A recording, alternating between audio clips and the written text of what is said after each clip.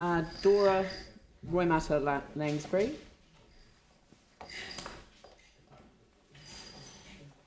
Kia ora, good morning. Morena, morena whānau. I feel like you're whānau, I know most of you already.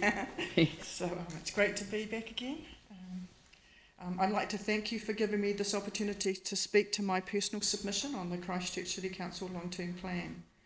I was motivated by Raf Manji when he came and spoke to the Tuesday Club and asked us to think about what we wanted Christchurch to be like in 10 years' time. So what would my vision for Christchurch be when I turn 70? As most of you at the table know, I am an inner city resident. I have lived within the 4 avenues since 2002. When I previously lived in Christchurch as a student, I was also an inner city resident. I passionately believe that Christchurch has the potential to be the most livable inner city in the world. When I returned from living and working overseas, I consciously chose Christchurch to be my home. I know that for many decades, the City Council has been supporting and proposing great sustainability initiatives. During Share an Idea, the residents of our city also reinforced their desire for Christchurch to be a green city. I have chosen one aspect of this concept to focus on in my personal submission today: livability of the inner city. During my extensive Google research on livability, the consistent results were infrastructure and public transport. In my written submission, I have mentioned 2 aspects of infrastructure that are dear to my heart: ample access to clean, safe, non-chlorinated drinking water and future-proofed green waste treatment. However, the thing at the top of my list for a livable inner city, carless lifestyle is really good public transport. I hear lots of people talking about how we need to limit the number of cars that come into the city, bringing workers and shoppers and people wanting to be entertained. However, I do not hear anything about the transportation options for the large portion of 20,000 inner city residents that will be expected to be carless by 2029. I'm very fortunate that I live and work in the inner city. I live in Salisbury Street and I work at Ara Institute. This is prompting me to choose to become a carless household. In the last 9 months since I started work at Ara, I have embraced the bus system. I'm very impressed with the number of bus routes that can take students and staff to Ara. I've even started leaving the inner city by bus to visit my various whānau friends and organisations that I belong to see how easy it can be. At present, I can take the bus to visit Taua Mahara Te Aika in Rangiora, Helen Stevenson in West Melton, Yvette Couch Lewis in Rapaki, and the New Brighton Surf Club, where I'm a surf official with David East. However, I cannot get to see my friends Kim Hamilton or Vicky Ratner at Taitapu, or be a surf official at Taylor's Mistake or Waikuku, or attend Ngaitahu events at Tuahiwi unless I use a car. I am very aware that it is ECAN and not the City Council who currently operate the public transport system.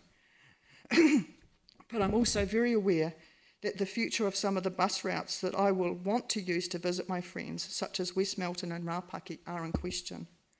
Your response to me might be that I could walk, cycle, use a motorbike, app an Uber, or rent an Ugo e-share car. However, in 2029, I will be 70. My simple plea to you all today is that in 10 years' time, we have a livable inner city where its residents can choose to be carless, but still be able to remain connected to their whānau, friends and organisations by using public transport. My proposal is that the City Council has a genuine desire to reduce the number of cars that live or park in the inner city. Then it needs to invest in and encourage the use of the public transport. To be able to achieve this, it needs to have control over the operation of the public transport system to ensure it meets the needs of its residents. Many of the green goals of the residents of Christchurch desire start with having an extensive and comprehensive public transport system. So again, my simple plea to you all today is that in 10 years' time, inner city residents can choose to be carless and still be connected to their whānau friends and organisations in the greater Christchurch region by having access to an extensive and comprehensive public transport network. Kia ora.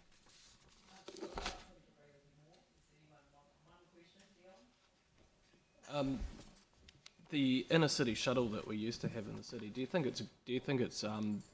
the city's in a place where it could have that back? I would like to see that back. As far as I know, every inner city residents group, every time there's been an opportunity, have all collectively lobbied for that. And prior to the quake, I made extensive use of that shuttle. And every time I would do a submission and the ECAN people would come back and say, oh, but it's too expensive to run. And I said, I'm happy to pay.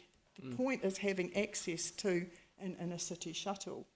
But this plea for me was, I think I've got a lot of good and will have, hopefully when the shuttle comes back, use of around the inner city. But I want to be able to connect back into my whānau and the other organisations. And the fact that ECAN is now saying, oh, it's too expensive to go to Rapaki and it's too expensive to go to West Melton, I could end up being stuck in the inner city with no way to stay connected to my wider whānau and networks. Definitely. Kia ora. Thank you. We certainly submitted on that to ECAN as well, so hopefully we'll get a good result out of the presentations that we've made in that forum. So thank you very much, Dora. It's great to see you again. Kia ora, Thank you. very much.